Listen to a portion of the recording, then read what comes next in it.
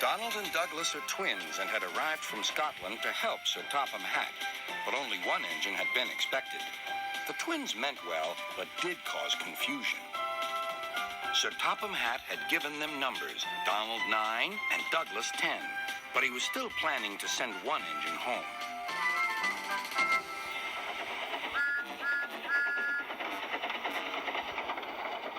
There was a brake van in the yard that had taken a dislike to Douglas.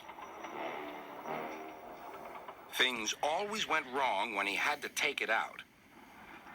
His trains were late, and he was blamed. Douglas began to worry. Donald, his twin, was angry. "You're a muckle nuisance," said Donald. "It's to leave you behind I be wanting."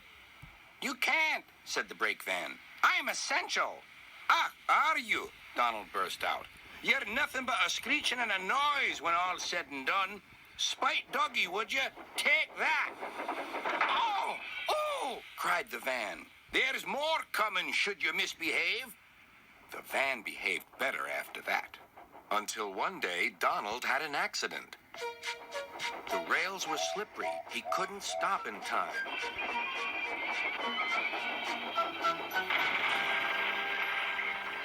Donald wasn't hurt, but Sir Topham Hatt was most annoyed. "I am disappointed, Donald. I didn't expect such clumsiness from you.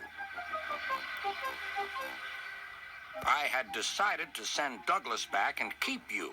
"I'm sorry, sir," said Donald. "I should think so, too. You have upset my arrangements. Now, James will have to help with the goods work while you have your tender mended. James won't like that." Sir Topham Hatt was right. James grumbled dreadfully about extra work.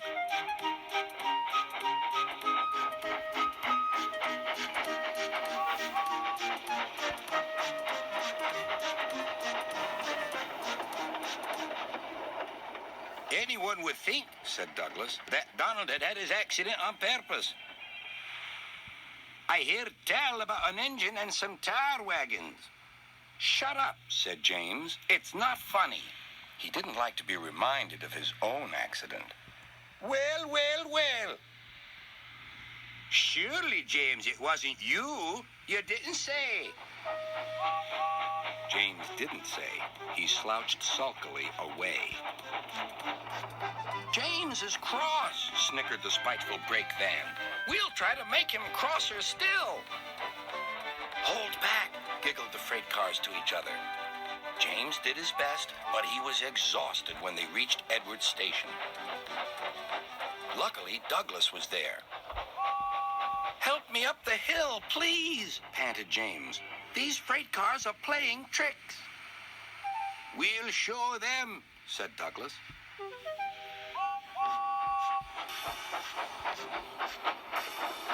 Slowly but surely, the snorting engines forced the freight cars up the hill.